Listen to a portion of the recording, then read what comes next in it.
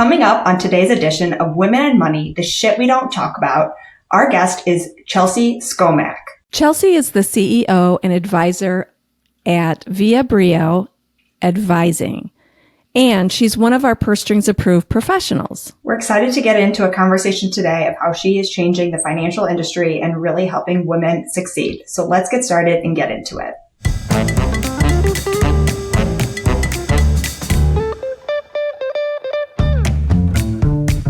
Gloria Steinem once said, "We will never solve the feminization of power until we solve the masculinity of wealth." Barbara Provost and Maggie Nielsen are the team at Purse Strings that will help you navigate the ins and outs of financial independence so that you can be financially fearless. This is Women in Money, the shit we don't talk about. Chelsea, we are so excited for our conversation today. Before we dive in, could you share a little bit with our audience of who you are and what you do? Yes. Sorry, my chair is going to squeak. I just made a big clunk. But yeah, no, I'm Chelsea Scomak. I'm a lifestyle financial planner and CEO of Via Brio, like we talked about. I am a certified financial planner.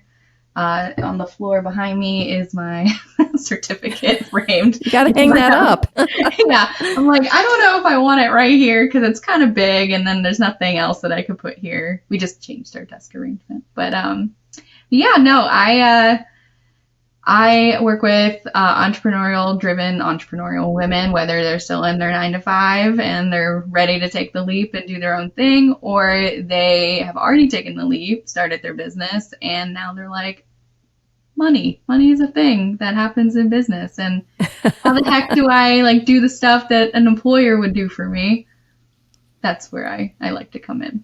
Yeah. Yeah, that's big. I mean, it's a big adjustment for women when they're leaving kind of the standard workforce where you get a regular paycheck and benefits and paid time off, and suddenly all of that goes away, right? Yeah. And you're working you're working 80 hours for yourself so that you don't have to work 40 hours for somebody else. And it takes a lot of grit. We both know that. We all know that, right? We're all entrepreneurs.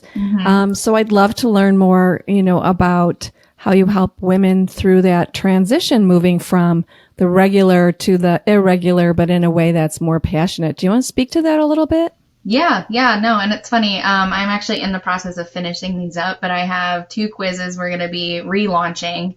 One of them is for the entrepreneur and dreaming about that dream paycheck and what they can do with the dream paycheck, how much revenue is needed for that in the business. And then the other one is how ready are you to take the leap and ditch your 9-to-5. So this is definitely topics I definitely talk about with women and their families all the time. Another big thing is some of them really just love their corporate job, but they either want to retire early or have something passive. So they're not trading hours for dollars as much at some point. Really what we're seeing is this big shift and I mentioned this the other day on a live that we did, but there's a big shift in the economy, how people make money, how people spend money, how people invest money. And I mean, we're seeing it even in the political landscape of things. There's just a lot of stuff going on. So my process and the way I go things with clients is we determine what exactly is it that we're trying to accomplish. And then we get really aware on multiple different levels, including behavioral. And that's all a part of behavioral finance. That's one of my biggest things I'm diving deep nerd stuff into. And a lot of it is figuring out if what you're doing currently even matches what you're trying to do. And that's normally a big disconnect. So for the people who are I want to quit my job and go full time in my business, great. What's the bare minimum number that we need to have in your business to make that transition? And can you cut things out that don't even match the vision? I've had one client in particular, late 20s, early 30s. She had the corporate job with some commission. She was working 9-to-5. She was kind of miserable at it. She wanted to have the flexibility to go and do anything that she wanted to do during the day, which she kind of had, but there was a cap. like, she could only make so much. She was bringing in a lot of business. And so she decided that she was going to become an independent contractor and have full cap on commissions. And, she was really afraid to take the leap. A lot of it's like risk, not knowing what you're going into. But we worked on the mindset around it because she was ready. She just wouldn't let herself be ready. So 9 times out of 10, the leap stops at the financial questions. So how the hell am I going to pay my mortgage? How am I going to, like not starve? I have a dog to worry about. Like all of those little questions have to get settled before you can say like, okay, I'm ready. And then you're going to, 9 times out of 10, you're going to make the leap and still not feel ready. So I was going to say, are you ever really ready? I mean, it's whether are you brave enough? If you're ready, you wait get too out long, there. Yeah, and that's very true. Because I mean, if you wait until you're absolutely miserable and you have an emotionally led decision, it never ends well. Like something gets blown up. Now you're like on a non-compete issue, and like you can have these conversations and like talk with your employer and try to transition out in the most peace loving way. Thank God that's the way it did go out for her. I worked with her to, work with an attorney to look at her new contract as an independent contractor. It was a great fit because it gave her what she needed, but it wasn't like 100% ownership of everything. So like the guy that she partnered with, he had the brand, he had all the tech and like all of these things. He paid for the office. So it got to the point for her, it was like even another step. She was like, you know what? I kind of still don't even want to do this type of gig anymore. Like, I really want to be a VA. Wow. And she, like, because she had already taken a leap, she knows she was capable of doing it. And then we talked about lightening her load on the independent contractor side because she had the option to do so. And then also positioning that book for sale because you went out on your own, you own this book, now you have an asset you can get rid of and get paid for. So I worked out all this stuff with her back and forth and like, what would that check look like? What did she need to make as a VA to support the bare minimum? And then like, making sure that that number matched what was also coming in with the book sale. So that way she could either invest more money into the business and cover her stuff, or like it would be icing on the cake at some point so that she could turn around and just invest that money. There were a bunch of different like things that came into that, but she blossomed. The minute that she, like every decision that she made, as soon as she was like, I'm done, I don't want to do this anymore. Every calculated move in the book, we got her to that first place. Same thing with the second place, even though it was like it is stressful trying to sell your book. And trying to make sure everyone's taken care of. But I mean, she did it. And now she's freaking killing it as a VA. Now she's realizing she could actually specialize in working with people in the industry that she was in and doing the work that she actually liked doing, just not as an agent anymore. And I mean, she's thriving. Like every time I talk to her, she's like, oh, I got a new client. Yeah, but it sounds like she did the right things, right? She really thought it through. She met with you, right? Her financial professional. She talked about the money. You talked about what the income is that she needed. It wasn't like she just made this blind leap. She made an educated, well thought out, strategic move, if you will, to do that. So that's great. I love those stories. It makes so much sense what you need, like literally a strategic partner. It's not just like, oh, they manage my finances. It's a strategic partner to move. And as an independent business owner, that could be a lot just to decide, so it's nice to have that person to bounce ideas and collaborate with and all those different things.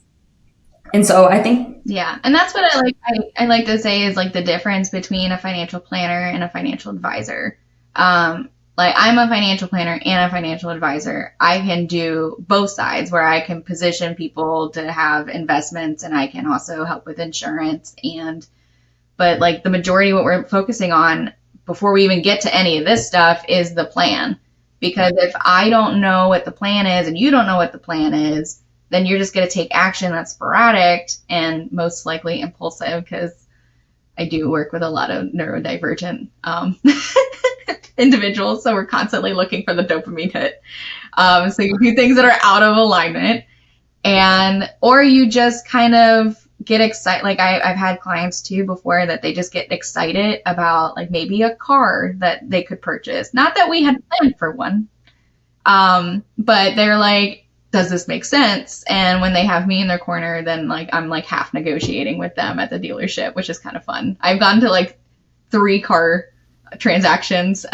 Wow. Granted, it was a really special favor, but I walk through other clients with like, they better come with this number and this number, or you're walking away, and don't let them waste your time, because a lot of dealerships like to waste their times. Yeah, if I ever have to buy a car, I'm going to call you. I hate that part. And it's funny, like I have an extra secret pocket of like info because my boyfriend is a buyer for CarMax. So, okay. Like, he's got his pulse on the car market at all times. Like he goes to auction, he can tell you if the car market's going up or down, and that has been super helpful too. Because then I'm like, I know exactly where people should go to get certain things, and like he's just right there. So I'm like, hey, good insights. About this car. Like, is it a good resale value? And I'll be like, yeah. I love teamwork. Yes. Although he hates it. So he'll be like, I'll tell people, and then they just won't listen. And I was like, yeah, welcome to my world. Well, I mean, I think that's what we're going to talk about next, right, it's Maggie? about taking action. And we see this so often of, we know what to do. We're told what to do. We paid you for the plan to tell us what to do, yet we don't take the action. Mm-hmm. And so, why do you think that is? And like, how do you kind of help your clients through that? Give us some tips and tricks. I love this. Let's go down the deep end. So this is exactly why I created my signature financial planning process, because what I noticed is that before, like, we'd have a ton of meetings and we'd talk about it, and I'd lay out the plan and I'd be like, okay, this is like your first steps. This is what you're going to do. And then we're eventually going to get to this. And then we're eventually going to get to this. And then I would be like, I'll see you in a month. We'll talk about progress. And then a month would come up and then it'd be like, yeah, I didn't do it. And like this, like some most likely valid excuses, like the water heater blew, or the air conditioning went like down here. That's a big problem. If air conditioning goes, like, you can get into debt to fix that because it's hot in Fort Myers right now. It was like 101 degrees yesterday in the town next door. So yeah, I know, like it's hot. So those things will come up, or it'll be like, oh, we were planning a trip or whatever. And it's really like, there's a level of not completely bought in, or there's a level of fear or a bias or something underlying, like, that's actually like causing the non-action. Right. So when I go through the process with my clients, like I said, we get like really aware. So I have 3 stages of awareness. We go through, financial awareness, obviously, because we're connecting everything to our portal. We're getting clear on what like the interest rates are and like all that fun stuff. And then we have behavioral awareness, which is where I bring in another third party fintech company, and they are amazing. They've created some of the greatest behavioral finance tools ever. Wow. They're Atlas Point. They're like really good buddies of mine, so I was like shouting them out. But they have this one quiz. It's called Financial Virtues, and it tells you what color bull you are. So you're either a blue bull, a yellow bull, a purple bull, or an orange bull. And from that and the way you answer the quizzes, it's going to show you how you show up on a grid for how you behave with money, how you act under stress, what your motivators are, what your demotivators are. And then my favorite part, especially when I'm working with couples, like, you see the overlap and how they're different. Like for us, for John and I, like we are completely opposites. Wow. So, which makes sense, but I would get so frustrated because I would say something and he would just be like, how? So like, the best entrepreneurial thing is like, this is going to work. I know it. It's going to work. I've done the strategy. I've done like all the surveying. Like, this is it. This is going to work. And he's just like, how does that equal a paycheck? Like, break it down and tell me, like, when are you going to actually make a paycheck? And I'd be like, it's fine. It's fine. Like, go over there. Like, he needs to know all the details. He will research something to death before he buys it. We just got a Blackstone. I thought we were getting a grill like a week ago. Apparently we got a Blackstone now. Blackstones are like, great. He will drill in. Oh, yeah. Like, I'm really excited about it because I was like, ooh, we can make bacon and pancakes on it. That's great. But, yeah, so we have this now. And, like, when he spends money, it's super calculated. And then he just wants to, like, hang on to as much as he can. He's that kind of guy.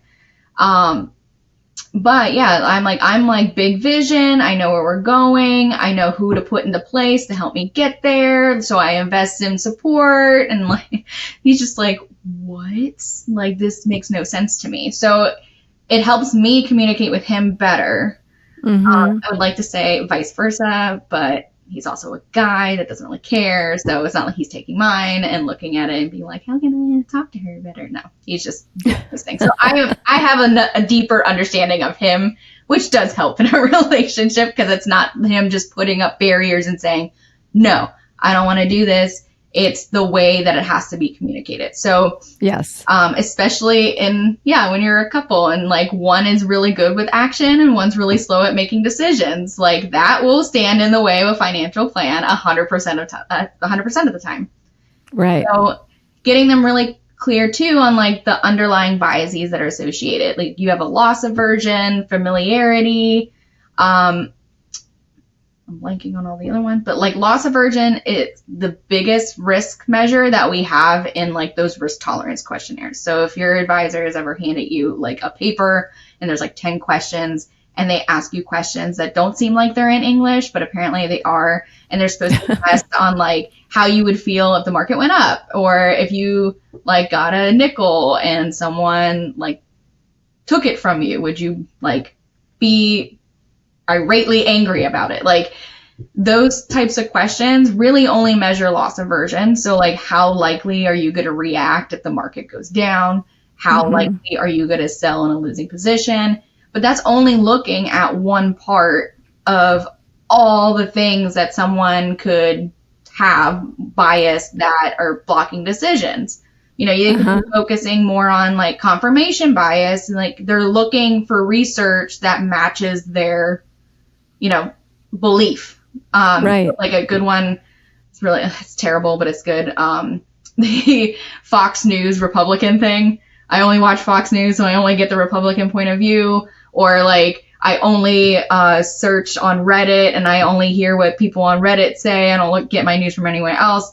So it's when you only go to those sources for the thing that's going to back up the way you believe. And then like familiarity, like you're only investing in companies that you know, even if they're terrible companies, but you buy Lululemon and like you love them, but they might not be like the best company to invest in. So there's a lot of different things that can be involved in why people do the things they do. And then, aside from behavioral finance, I go a little bit deeper and I get into a little bit of woo, human design.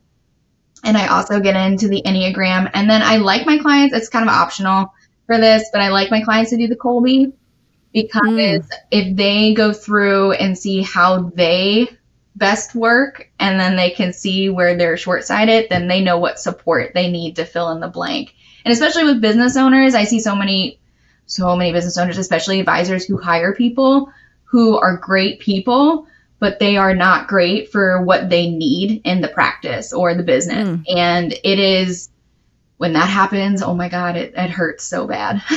It's like, it's the worst thing ever. And so if you know what you need out of people around you to get your goals, it takes it a little bit further. So I love that you are approaching these discussions with these tools that have really nothing to do with the numbers and the finance. They really have to do with insights, behaviors, actions, reactions, which typically most financial professionals would never think of engaging with. I mean, I think behavioral finance is becoming more and more into the mainstream. Yeah. But this is what it looks like, right? Using these tools and really not only you understanding your consumer, but letting them understand their own decisions around why they make certain money decisions. Right. And it goes back to like the customizable approach. And I know we like chatted about what does that exactly mean? And like when we like in all of my stuff, I have like non-traditional, customized, no judgment zone, like stuff like that. Because yeah, like if everybody at 18 years old popped out of high school, all made the same amount of money, had the same amount of debt situation, and they invested $500 from 18 to like 65, they would have this magical number. And a lot of the traditional finance still applies that to people that it doesn't apply to. So that's when you see people who are like, I have life insurance and it's whole life, and like, I have no idea why I have this, or I have an annuity, but I was told it was supposed to be like an investment account, or all these different things, because unfortunately, our industry was based on sales. And then it still is. Oh, yeah, no, right. But then they were like, we probably should like do planning or something to justify these sales and things. And I mean, like every regulation that has come out has been someone did something stupid and now we're all paying for it. And they're important, but also like knowing why it is the way it is because like financial planning as like a whole has only really been around for like 50 years. Like it hasn't been a practice that people actually looked at putting people through. And there's 1,000 different business models that support that. My business model is probably one of the only ones that is like this, where I do have an intensive 6-month like program where we're building a financial plan and coaching around the financial plan. Because like I said, if I send my client off into the world with their little financial plan and they're supposed to go and do the thing and they don't, then they just wasted money with me. And I do have the option of them hanging out and still receiving financial planning advice so we can continue to be successful and navigate. But like everybody's situation is different. Everybody has a different thing going on in their life. Some of them are caregivers. Some of them are moms. Some of them are cat moms, dog moms. Some of them are entrepreneurs running multi-million-dollar companies. Some of them are small businesses that are super successful and they have employees. Some of them are just like solopreneurs and they just want to be able to pay their taxes, invest money, and still have a retirement and contribute to their household. And that's it. Like, so not everybody's situation is the same. So we can't say everybody's financial situation is the same. And you definitely can't say that everybody's financial recommendations can be the same. That's a definite exactly. No. Yeah. Amen. Yeah. I love it because, and I think that's what scared so many women away is because they didn't fit into this, it was like a round hole in a square peg, and nobody really asked them what they wanted or what they needed, right? And yeah. No, and nobody ever asked them their money story for sure. Oh yeah, no. And I will share like my money story, so like there's even an understanding. Like everything that I'm talking about, I have a version of it myself. So like I've gone through, like sometimes it's hard for me to save. That's my cat walks by. Sometimes it's hard for me to save because you want to give little things to your pets and things, live their best lives. But the big thing with like advisors not knowing how to talk to women, this has been like kind of the bane of my existence. Because now there are things and efforts that I don't necessarily agree with in our industry. But normally it was like the man makes the decision. And the problem I have with that, and advisors only talking to men, is because we all know that women do hold the purse strings 1,000%. You got it.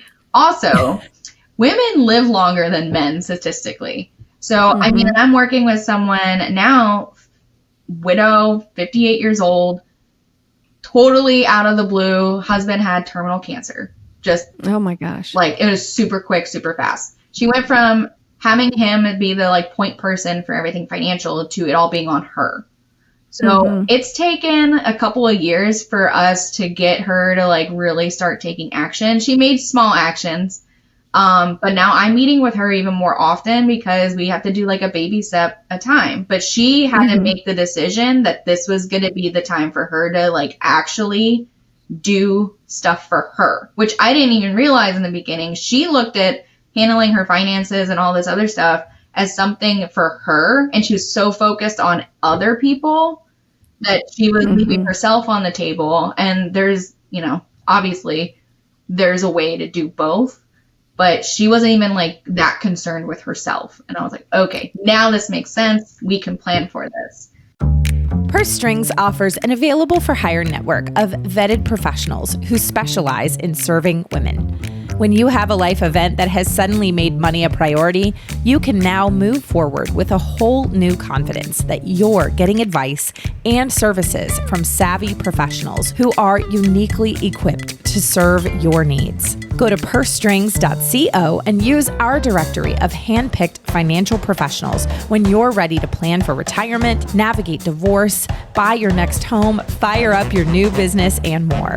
Go to pursestrings.co or check the link in the show notes. Now you can be financially fearless.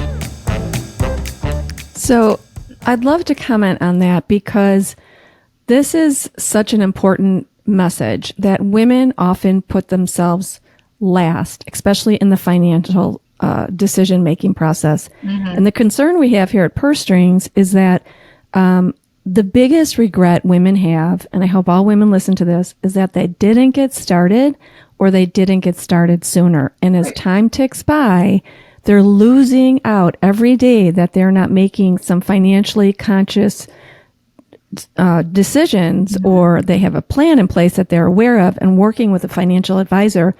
And they've lost so much time, so much compounding interest, so much investment time.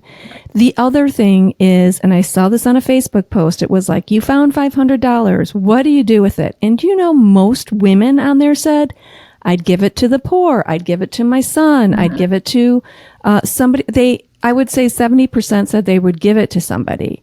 And that's the other problem, is that too many times women are giving away money they cannot afford to give away.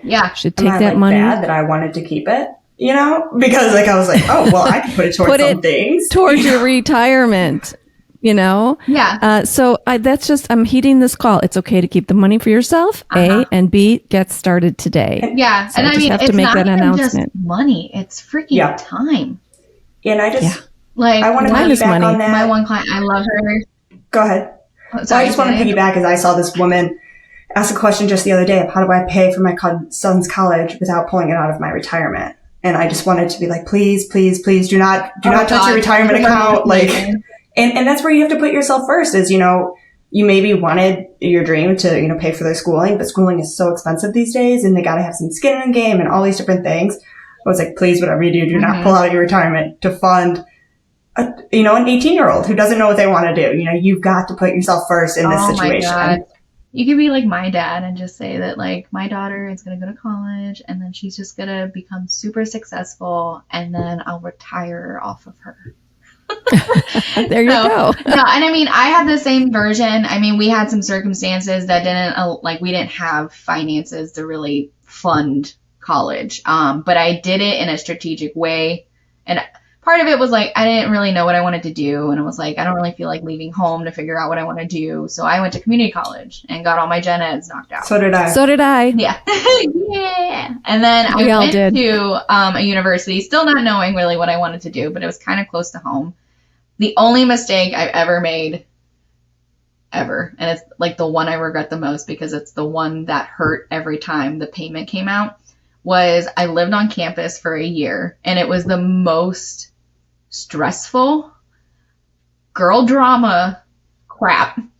And my Sally Mae loan basically paid for that experience. So it was a terrible experience and then I had to pay it back and that was just terrible. So, but yeah, like I'm lucky enough that I made decisions based on like, what is it that I want to do? How much do I really want to spend? That my student loans were like a joke compared to what most Americans are dealing with.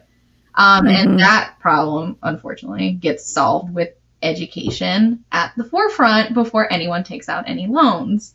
I think you gained a lot of learning from figuring that out yourself, diving into it, understanding what do I want to do, how much do I want to end up with at the end, because we all think we're going to come out making $500,000 at least, and we'll just pay that back and no problem, Yeah. which, oh my God. That was definitely the promise that I was given that I did not get. Which goes back to the story of how I got started in the career. So I won't get too into that, but, what I imagined when I left school is not what I got.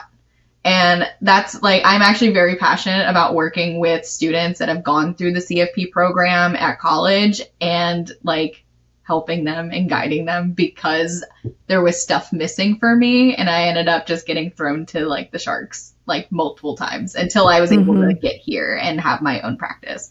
But I will say that also fueled me to be I'm going to have my own practice before I'm 30. So it's all learning. Yeah, it's all learning. Exactly. Well, I guess I would just say, I love how you dive into all of the behavioral. And then how do you keep your clients engaged on a regular and consistent basis and celebrate some wins that they get along the way?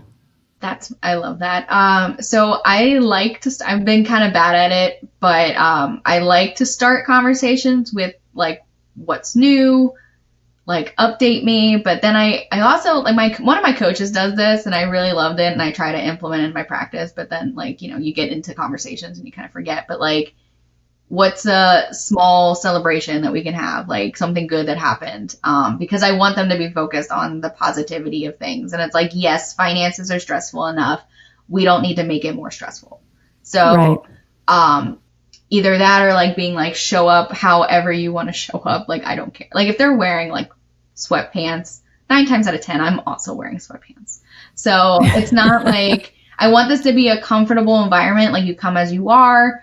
I do think that does help, because then I think we can get more honest and open in our conversations, where it's not you're hiding something because you're embarrassed about it. I truly don't care how often someone goes to Starbucks, but the tools that I have do show me how much someone goes to Starbucks.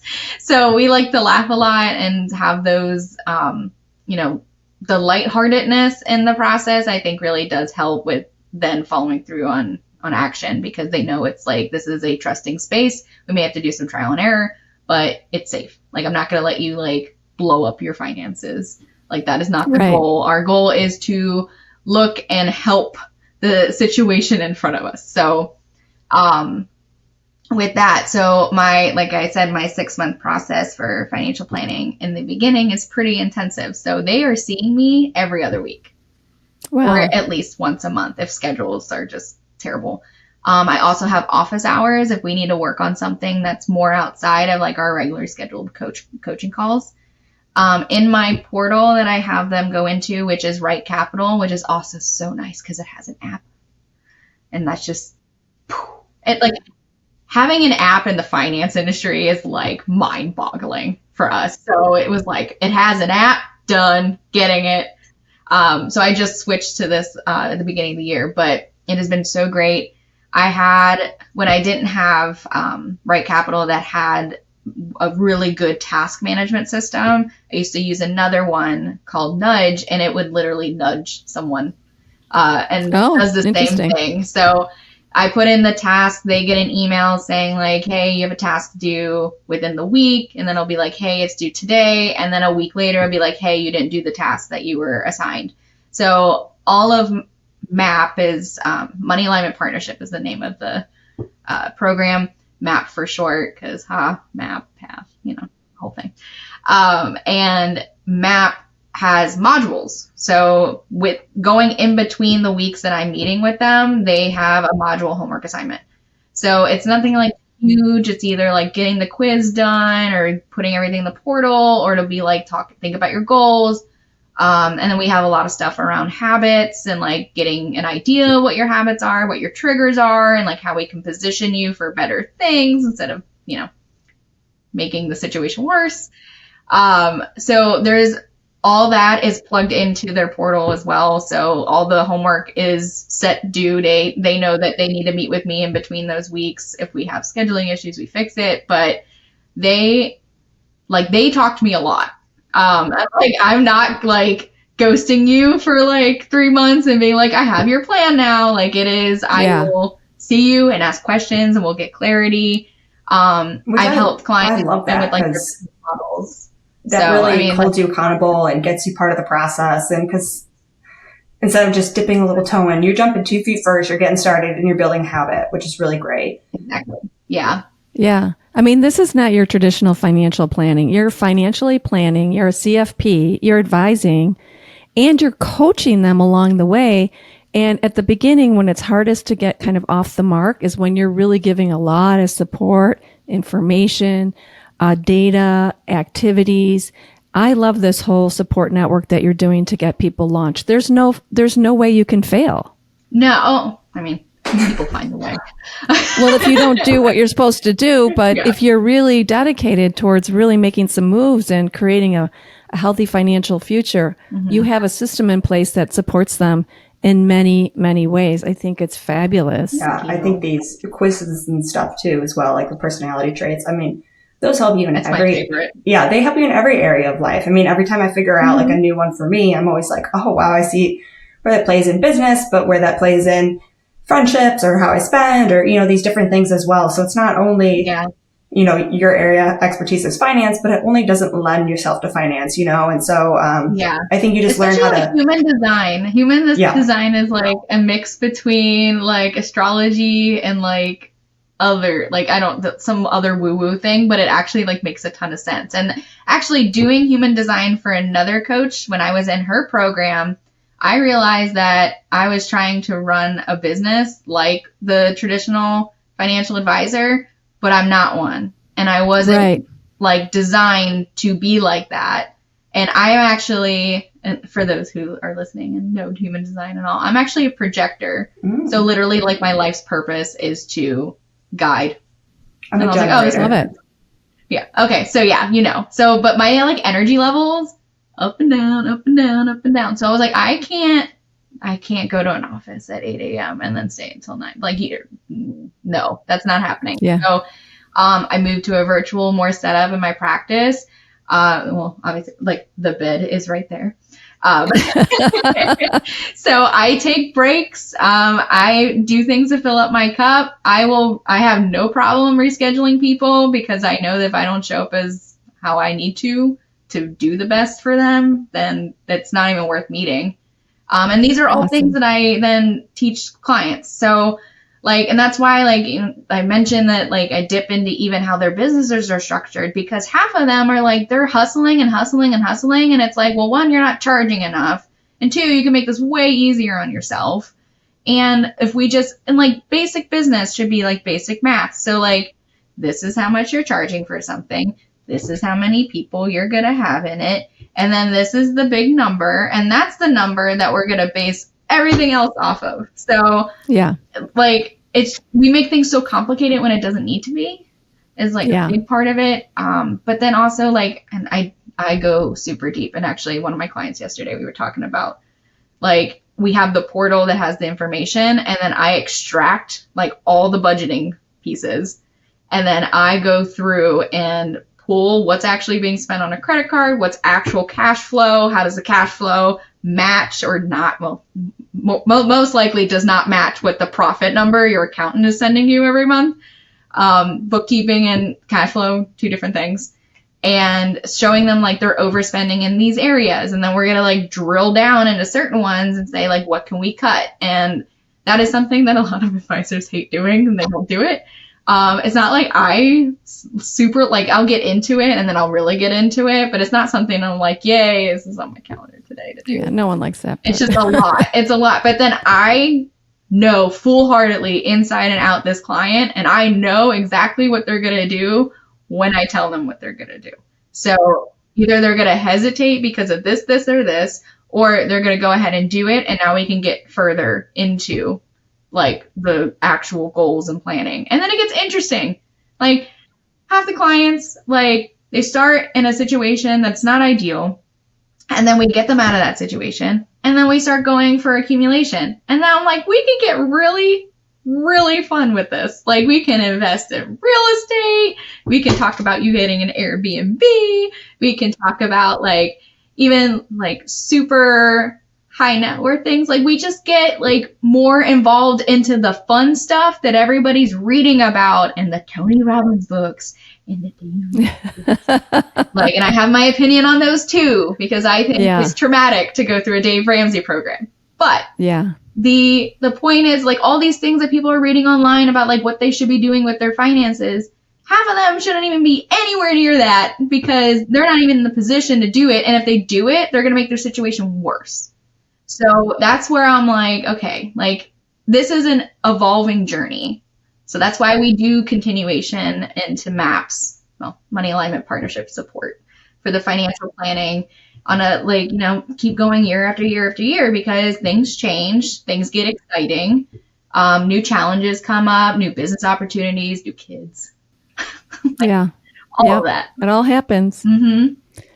Wow, I think this episode has been packed with great information. I mean, we could talk for hours, I feel like, on 1,000 different topics, but... I know. Didn't you say this is supposed to be like 30 minutes? It's fine. We got to wrap it up here. But before we sign off, we like to ask, like, what's one piece of advice that you would give, or tip that you would give to our community? Just, you know, if they were to take one thing away. Awareness. Like, you might think you're aware, but you're not. Like, I'm telling you, you're not. Unless you know exactly what's coming in and what's going out every month, and you know how you work, and you know what you need, you just got to get more aware. And the easiest way to start is with, like, the Enneagram and human design. And if anyone here wants that full quiz, I'm more than happy to share it. And then I'll have more quizzes too that'll pretty much hit on all that and more. So awesome. We'll try to get some of those quizzes in the show notes, or get your social media and stuff in there as well, so people can just reach out and take those quizzes with you. But thank you, Chelsea, for coming on and sharing your expertise. This was just so much great information. So don't be afraid to reach out to Chelsea. She's on Instagram. You're a Purse Strings Approved Professional. I know you have your website as well. So all of those great links will be in the show notes. And remember, from Purse Strings, our tip is always just to take some action. Just every little step makes a big difference. So take a little step forward, and share this with your listener or with your friends, and leave a 5-star review if you feel so inclined. So thank you, everyone, and we'll talk to you soon. Information is for illustrative purposes only and does not constitute tax, investment, or legal advice. Always consult with a qualified investment, legal, or tax professional before taking any action.